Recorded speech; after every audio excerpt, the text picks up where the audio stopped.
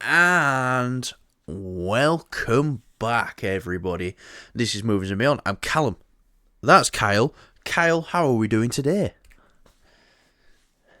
I'm very good, Callum. Thank you. You're very good, mate. You're very good. And do you know what? Your day's about to get a lot fucking better. Do you know why? Because it seems like the thing you feared the most, Kyle, Kingdom of the Planet of the Apes disappointing you, looks like that probably won't happen. This thing is getting fantastic early reactions. Some people are saying it's the best of the franchise, saying the Apes has never been stronger, saying that this is the best rebooted franchise there's ever been, with Rise, Dawn, War, and now Kingdom. It's one of the best. One of the strongest franchises going in Hollywood. All these great things are being said about Dawn. We're seeing it next week. I've got my early finish, by the way, so you need to get your shit sorted. I will try. No promises. Obviously, I will do my best. Yeah. Especially now that the reviews are out, I'm going to try. Well, not the reviews, the reactions. Yeah. So, but the reactions are out. The reactions usually follow the reviews. If the reactions are like this positive, the reviews are going to be great. Talking about the VFX as well, saying the VFX is fantastic. Worst thing I've read when I was going through all these reactions was struggles to find its footing in the first act, but then the second and third are fucking amazing. So, and it leaves you wanting more. So, where's your excitement level now? And has a weight been lifted off your shoulders? Yeah, a little bit. I mean, the trailers have looked amazing, but it's not like, say, Alien is something I'm really a big fan of. I'm a big fan of the Alien franchise, and they've kind of, with Prometheus, I really like Prometheus. I just think a lot of people complained that it wasn't alien enough, and I was like, it's not supposed to be. It's supposed to be like a really deep cut origin story for the alien, the species. And, they listened and they changed it, and, unfortunately that franchise has just kind of gone to shit. So when I look at the Alien Romulus trailer, I think this is not doing anything for me, really. It just looks like Alien 1. Planet of the Apes is doing something for me in the trailers. Have you got a stiffy? I have. And which he is shirt cocking it right now, so he can't stand up. And not prove it. I'll prove it. Nope. And the trailers have all been pretty solid. I can't complain about them. They've not really given anything away, but if you're an Apes fan, you kind of know what's going on. You have an idea. So, again, it doesn't really spoil anything. It looks exciting. It looks like it's, the CGI, again, looks fantastic. The apes look amazing. Every time I see the trailer in IMAX, whenever we go to cinema now, and I just, you hear that first trailer that plays like, usually, like in it. King. Yeah, he's just like that king, and he's like, yes! What a wonderful day! Yeah, I'm excited. So, with the reactions being out now, it has helped lifted that weight off my head, I guess. Yeah, because we was even talking about this last night on the way home from seeing Fall Guy. You were like, yeah, we talked about it a bit on the show. We was on about movies coming up in May, and we actually properly talked about it on the ride home yesterday. And yeah, you were. It's actually something you were quite worried about. Yeah, just letting you know, like me and Kyle have pretty decent lives. Actually, this is the things we're worried about: films being bad. Yeah, no, it's just because I hold it up to such a high regard. This reboot, it's solid. It's one of my favorite trilogies ever. It could be now one of your favorite quadrilogies. Yeah, so I'm now looking. It's not completely taken that off of me, but I'm more in the court of like, oh no, this is going to be a good time. Yeah, this well, is like I say, film. another thing this could do though, like I say, we don't always agree with critics, reviewers, and stuff like that. Exactly. Yeah. This could set you up for an even bigger fall. You had your expectations tempered. Yeah, that's it. So, I've kind of like tried to stay away from it, but I knew you'd be fucking wanting to talk about it on the show, so I don't really have a choice. You couldn't. No, you don't. As soon as I was like, I see, because I saw Mad Max, Wolverine, Fall Guy. I looked at Fall Guy first for some reason, and I was like, right, what's our first topic? I was like, for fuck's sake.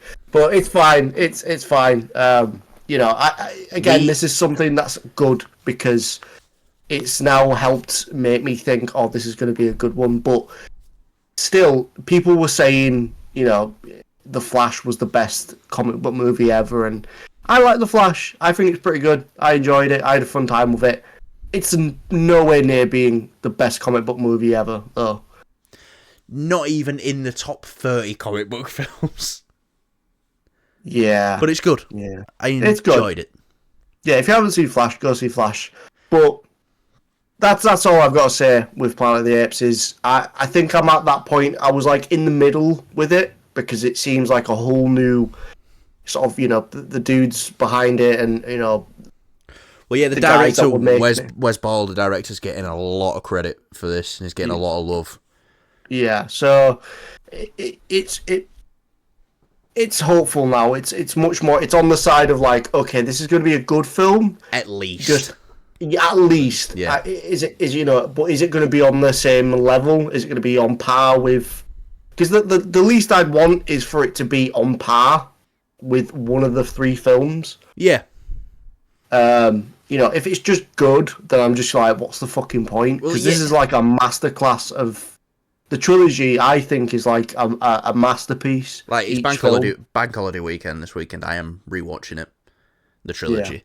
But yeah, it's kind of like my opinion of Deadpool 2. I think Deadpool 2 is just as good as Deadpool 1. Didn't exceed it in any way, but I don't think it's less of a film either. I think both of them are just as good as each other. You've got Rise, Dawn, and War. All fantastic films, all fantastic at different things and all fantastic in their own way. I'd say Dawn's the strongest. And by the way, that film turns 10 years old this year. Yeah. What the fuck? Mm-hmm. But yeah, maybe it'll be better than Rise, but not as good. Like, my ranking is Rise, War, Dawn.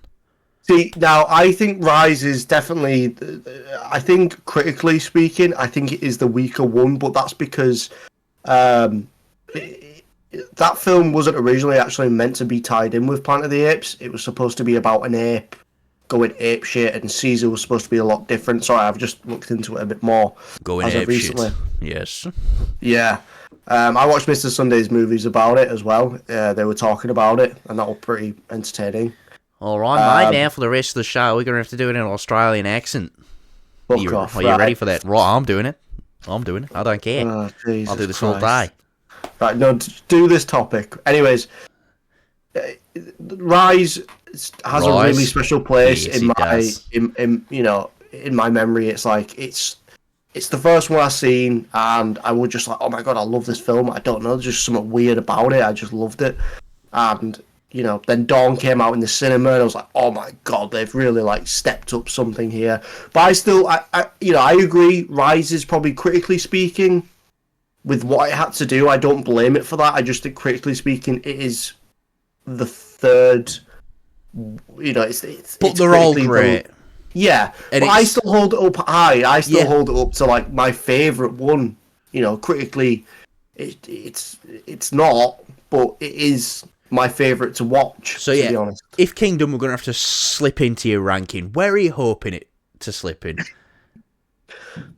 I think, it'd be too much to ask. So let's say realistically where you think it's going to fit in, and then, obviously, you want it to be the best one. Yeah. Because we want every film to be as good as it can be, but realistically, where do you think it's going to slide in? At the very least, critically, it needs to be better than Rise, critically speaking. It needs to be better than Rise, and it's a very high bar for it to reach over and get over at least War. I know War's not like everyone's favourite because it's a lot slower, but I really enjoyed it. I still think critically speaking, it is one of the best movies ever, and even Dawn's just a masterpiece. Like, it is just flawless. There's a reason why that man went on to direct The Batman.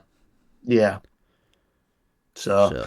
That's what I'll say is it needs to at the very least be better than Rise, or at least on par with, somewhat on par with War and Rise. I'll be fine with that. Definitely. Right. So guys, let us know. Are you excited for Kingdom of the Planet of the Apes? Do these reactions get you more excited? Do the reactions... Are you still holding back a bit? Are you tempering your excitement? You're like, no, I'm going to wait until I see it for myself before I get excited in any way. For me and Kyle, it's a bit more like, right, we're hearing good things now, and you can't help but get excited when you hear these good things. You want to hold back a bit, but you can't help. I'm having to hold back because I do not want this to ruin my expectation. Yeah. Because if you go in thinking something's going to be a lot better than what it is, and it's nowhere near as good as that, but it's still a good film, you might think it's a lot worse than what it is because it didn't meet your expectations. Which is why before Deadpool and Wolverine, I think we might go complete radio silence on the channel until we see it, like the week of. Well, we won't go radio silent. We'll still talk about some topics, but I don't think we'll talk anything Deadpool Wolverine related. I think we need to cut out that. Yeah. But yeah. Anyway, next topic. Going to another post-apocalyptic. Yes. Mad Max Fury Road might be one of my favourite films of the last 10 years. Now, reading the bottom of that. Yes. The next Mad Max film that's coming out, George Miller wants to keep it in the prequel way. Apparently it's going to be set 1 year before Fury Road, which is like, why would you do that? I'm actually quite happy with this idea. Well, yeah, I mean, he's got his car, hasn't he? Well, yeah, he's got his car, but, we start Mad Max Fury Road with a lot of questions, and a lot of people he's let down, all these faces he's seeing, and that, here they come again, worming their way into the black matter of my brain or some shit like that. I would have been fine whether it be a prequel or a sequel or whatever, because I just want to see George Miller do his thing. If it was a sequel, it would have been just great to see like the whole movie is just about him getting his car. I would watch that. Well, he got destroyed, didn't it? Well, not getting his car, but like building up a new one. Yeah. I should say, kind of like how they did it in the Mad Max game. It was literally like you just basically upgrading your vehicle. You get it taken away, you build a new one, and I never beat that game, but it was a pretty good time. I don't care. So if they're doing a prequel, I don't really care where this is set. Just give me some more Mad Max. The timelines don't really matter that much. Yeah, especially with Furiosa coming out, and it's that timeline really doesn't line up with the original Mad Max. So this is either a new Mad Max universe or it's the same Mad Max universe, and there's always been that theory that Tom Hardy's Mad Max is actually the kid from Road Warrior, because he had, the little thingy box, the little music box. So there's always been that. They say that for Chris Pratt's character, it was the kid in the Jurassic Park film, the start of the film. Yeah. So, I mean, who knows? If it is, I don't really care. If it isn't, I don't really care. Just give me a Mad Max film. Definitely give me a Mad Max film. Give me a Mad Max film. And don't get me wrong, I am excited for Furiosa. Extremely excited. And that film looks like it's going to be a lot of fun. But I want to see Tom Hardy as Mad Max again. Yeah. A lot of people say Charlize Theron as Furiosa was the best part of Mad Max Fury Road. And I couldn't argue with them people. I would say, you're right, Charlize Theron is great in that film. But I loved the subtleness of Tom Hardy's Mad Max and the grunts and the... Yeah, it's very much one of those things. It's like, it's kind of like why I really sort of... You look at all the great things they do when they really sort of stick with the source material. well, like, say like, I know this is going a bit out of touch here, but like with Optimus Prime, they cover his face to keep it covered. That's how he is. If you've got the right director, he can show the sort of emotion and show the character, and you will still like the character. It's the same with Mad Max. He's very sort of like, you kind of feel for him in a sense. You're watching it throughout the film. Yeah, he's obviously he's Mad Max, and he's awesome and he's badass, but at the same time, just with his like sort of, you can see the desperation with obviously Tom Hardy's performance and the grunts, and he doesn't really speak much. It's one of those. It's not like, say, if they did it. Like, say, this is a bad example of it. Is Master Chief in the Halo show? You don't Any chance Kyle gets to talk about Halo? Yeah, you don't see fucking Tom Hardy getting his ass out and fucking clapping cheeks. Like, he's out here kicking ass. You're a fucking nutter. How would you do that? We're gonna get demonetized. No, we're not. Yeah, we are. Why would we don't? We're not even monetized. Yeah, I know, but it's Kyle's protecting the brand. Just don't do that. Yeah. Well, don't you bring up Master Chief any chance you get. So, anyways, the size of Master Chief's twinker confirmed by the Halo show. I'm joking. What? What? The size of his twinker? I didn't want to say anything weird, so I just said something. So you said twinker, which might be the weirdest way I've ever heard anyone describe a dick. Winky would have been better. No, because Winky sounds small and Master Chief is like... What, and twinker sounds bigger than Winky? Yeah, because it's twinker. It's a bigger word. 2 times as big as Winky. Right. But how have we got here? Why are we talking about fucking Master Chief's shaft?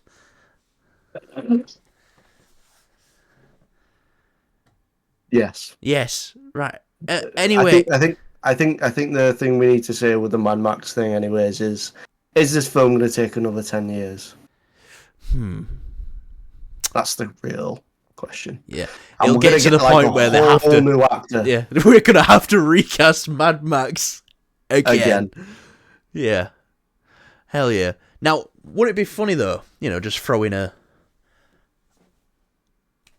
bit of a grenade out there. Wouldn't it be funny? Furious comes out, does well, critically does well, and then George Miller's like, right, boys, I'm doing my next Mad Max film.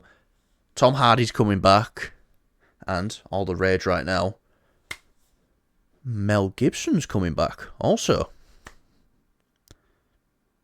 We can kind of see maybe how that, if it is a prequel, how that Mad Max mantle was passed. He's like, hey up, mush, here's me Mad Max mantle. Take it. I don't know. I think they've not, it's like the James Bond stuff. It's assuming it is a different character. I think the whole point of it is like it shouldn't matter. It doesn't matter. Yeah, it's just like Spider-Man. Anyone can be Mad Max. You've just got to get your entire family murdered. Yeah. So, anyway, Kyle, you want to be Mad Max this weekend? No. Okay, fair enough. Should we move on to our next topic?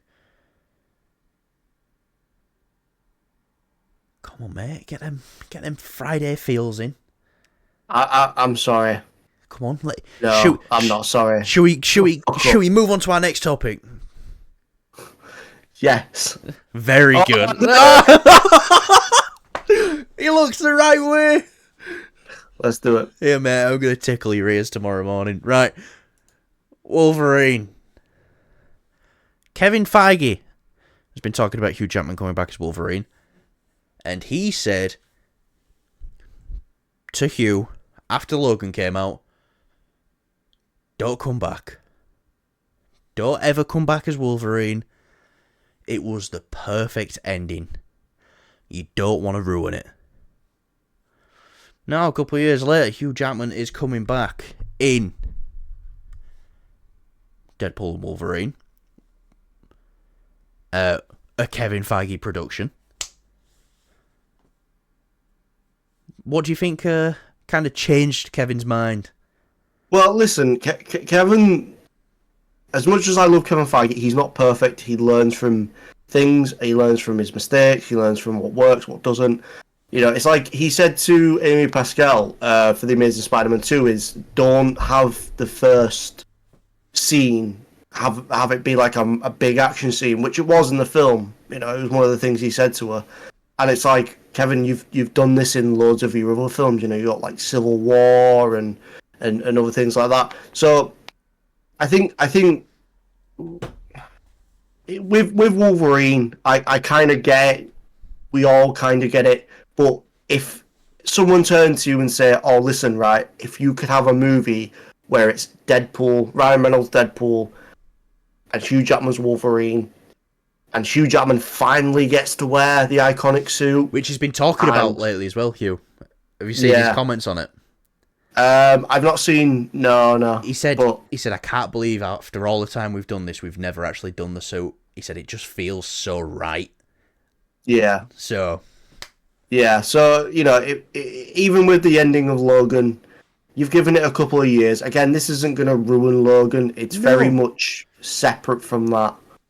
You know, it's just like a nice. It's like with Hugh Jackman being Wolverine. You've got the whole cake and the icing and the sprinkles and whatever and the jam, and him now being in Deadpool 3 is just the cherry on top, I think, for Hugh Jackman as Wolverine. You know, if they bring him back in Avengers, I could start to see a little bit of worry with people getting a bit bothered by it. 'Cause it's like, oh, you fucking killed this character off already. It's like killing Tony off and bringing him back like once movie. He's back now, you know what I mean? That Logan ending is still there. It's not going to change. Logan is still in people will still whine about it. As soon as listen, if they announce that Hugh Jackman's going to be in the next Avengers film, you know, Secret Wars or the Kang Dynasty or I don't think it'll be Kang Dynasty. I don't think it'll be Kang Dynasty, but I'm just characters saying, will probably be Secret Wars. I'm just saying if he's coming back and he has a substantial role where he's one of the core team members, you'll see a lot of people complaining. Well, it depends though. It depends on how well Deadpool and Wolverine's received. Because if he's amazing in that, and then they bring out the cast for Avengers. He's obviously no, but that's but realistically speaking, everyone wants this. No one's opposed to this. Like, there's been a couple of people that have said, yeah, but what about Logan? And, you know, besides that, it's been fine. So whatever they do with Hugh Jackman's Wolverine in Avengers, Secret Wars, if he is in that film, they need to do something big for the character. Yeah, they 100%. really need to do something next level above what they're doing in this. What I'm saying is, though, once he's back in this, he's already back. They've already, let's say, dug him up out of his grave. So that Logan mentality all becomes each, you know. But I'm just happy this being a variant, to be honest. Yeah, which is great. If they go that route, I'm fine with it. I don't think anyone will complain. No one will whine, but they will if it's another story. Kyle, so this is the internet. People will whine about anything. Yeah, I know, but I just don't. You know, I'm just saying, like, you're gonna see headlines that we got the sleeveless look, but then people were whining. But why did they have to take the shoulder pads? Motherfuckers, you will never be happy with anything. So, yeah. Another thing which I think obviously changed Feige's mind was like, this is the multiverse saga. I think we are coming up to that MCU reboot, and I think he really wants to get everything together for what will be. I don't know if it'll be the final Avengers film.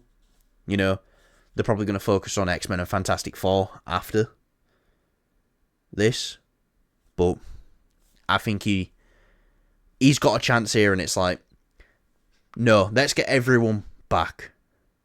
And, you know, a lot of people think, yeah, it's Ryan Reynolds who convinced Hugh to come back, which, yeah, that's a big part of it.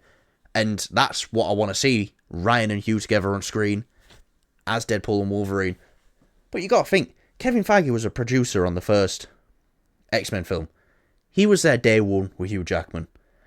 I think a big part of it coming back as well, they probably did sit down and have a proper speak about it and go, this makes sense, let's do it. Let's give the fans what they want. Yes. Yes. Yes, indeed. Listen, I think it's gone past the point of, you know, like people being worried or annoyed or frustrated with the Logan thing. It's way past that. No one gives a shit. People are fine with it. Yeah, especially after that trailer, I think everyone's happy. Yeah. Well, no, not everyone, but because no, not every time everyone's going to be happy, but yeah. I'm pumped for this. You're pumped for this. Everyone I speak to is pumped for this. So let's keep pumping. So where's your mum? No. Right, we've got a review for you now, guys. On The Fall Guy. We saw this movie last night. I've been really struggling lately. Working early, then going to see films and being really tired when I go see them. This film kept me awake throughout the whole thing. I thought this film was great. It's definitely a love letter to stuntmen. 100% it's a love letter to stuntmen. But also, this might be one of the best love stories I've ever seen. Like a romance film. Like, his core motivation in this film is his relationship with Emily Blunt's character. Is it Jude? It's like Jodie or something. Jodie, that's it, yeah. So, yeah. Just quick thoughts on it, Kyle. I know you really was excited for this film. And I know you really, really enjoyed it. For me, it was good. I it had some funny parts in it. Ryan Gosling was great. Everyone was great in this film. I just feel like it was just a bit... the way it was edited, it just felt a bit odd. Like, for me personally, I think Bullet Train is still better than this.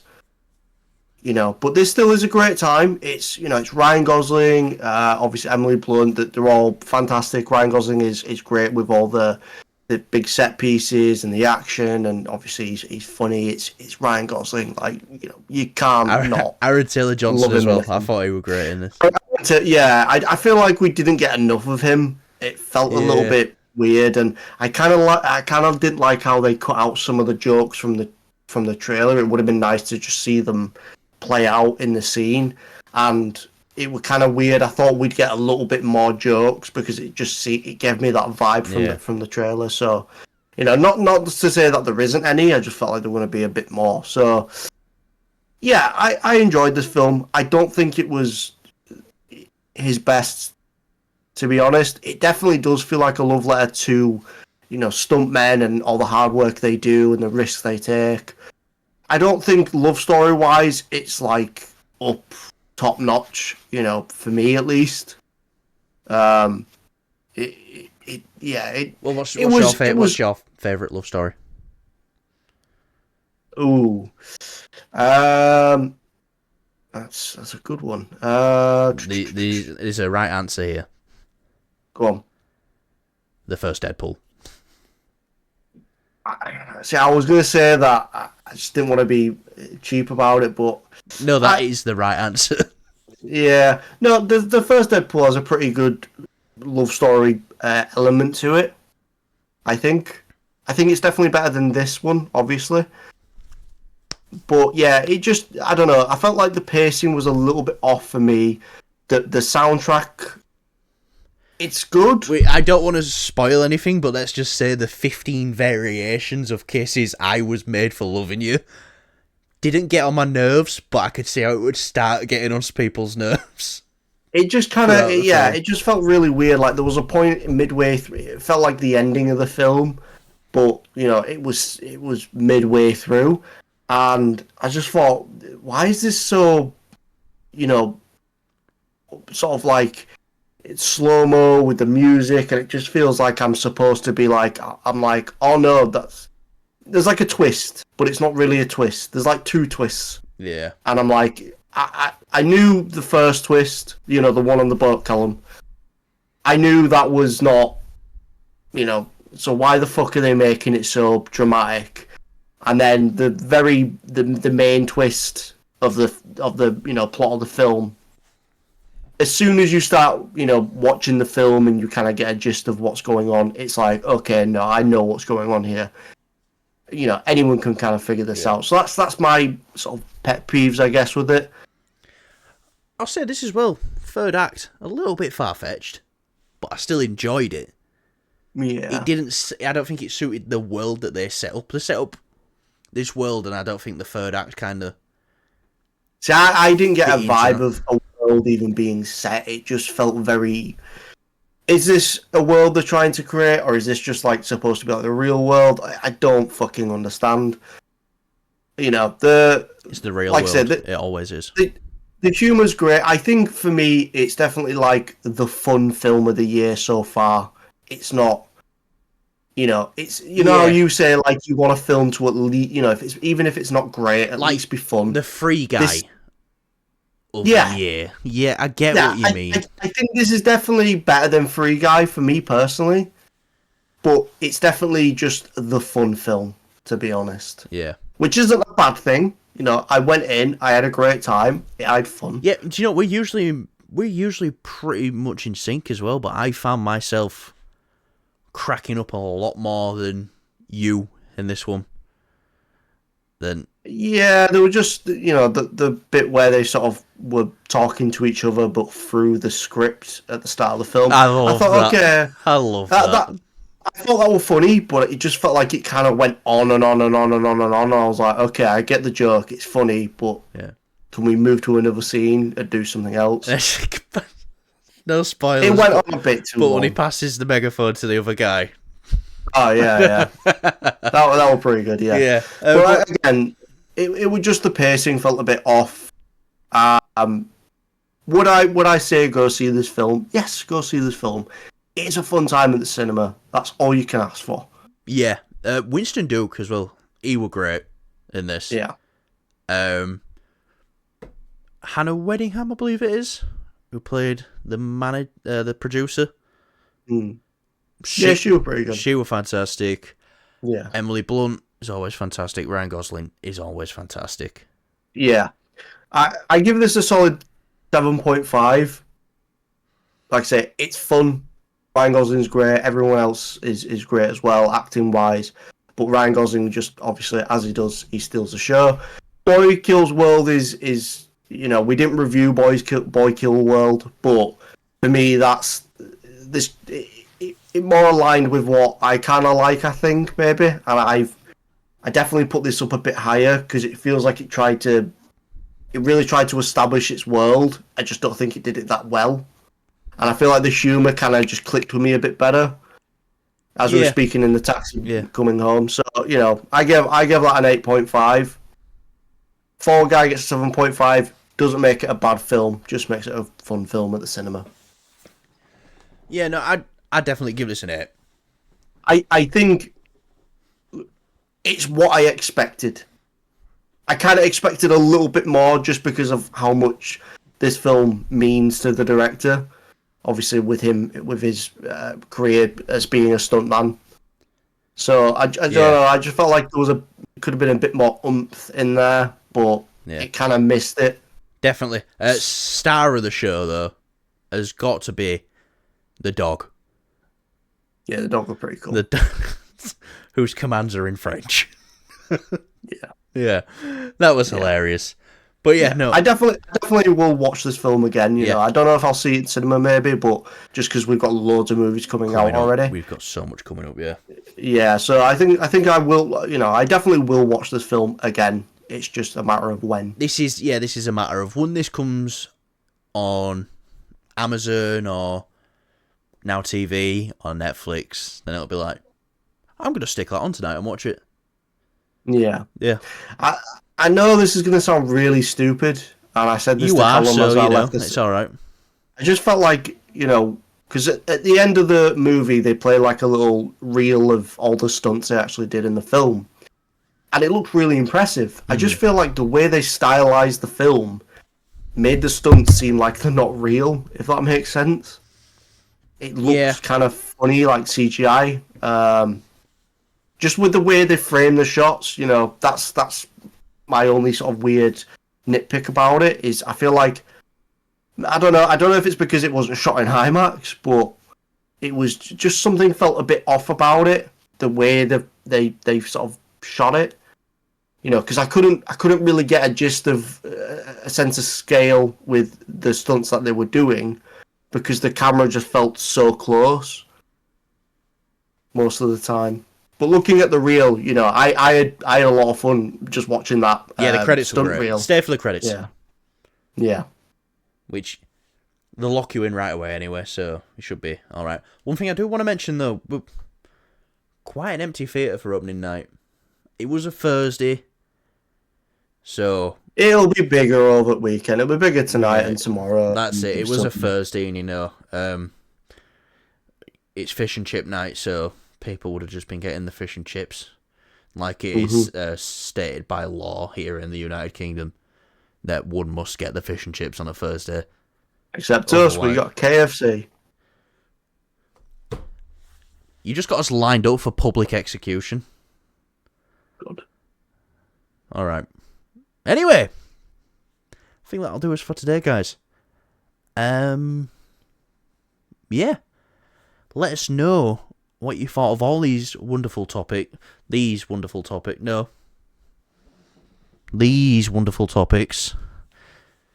Down below. Please comment. Say something nice about Kyle. I always say something horrible about Kyle, but say something nice about Kyle. He's had a hard week. He's just realised he's permanently hard. Literally a hard week. Have you ever seen that story of this dude who like sued a motorcycle company because the bike was giving him a stiffy every time he got on it? No, but please explain more. Yeah, I'll have to link it. Link in the channel. Yeah, link in the description for the stiffy bike rider. Yep. Yeah. I wonder. So it's like, you think they were like tickling his balls or something? Oh. I don't know. It must have been like the vibration. Yeah. Yeah. Yeah. That's why you got a bike, didn't you? And that's why you stopped riding it. Just unlimited stiffies. Yeah, you got a problem, didn't it? So you just can't stop. All the stiffies I could ask for, I got. Yeah, I know. I know. Whenever I'd see you, and you'd have to like stand outside the room for 5 minutes before you can come in. Yeah. It's like, you coming in, Cal? No, I'm not soft yet. Yeah. Oh, Jesus. Right. Should we end this? Yeah, we should end this and end the channel for good, because you can't really get much lower than talking about motorcycle stiffies. Like, there's gonna be one where we're gonna look back on it and we're like, what the fuck? I bet there's like just one random person out there who's just clipping all the end of our videos, just thinking, these guys are fucking weird. Not weird, we just got very creative minds. Okay. Fair enough. But still. Right, guys, thanks for watching. Like, subscribe, show us to your mother, all that fun stuff. If you've enjoyed what you've seen, report us to your local council representative and have us executed. Thanks for watching. See you later. Give them a wave, Kyle. No. I'm gonna kill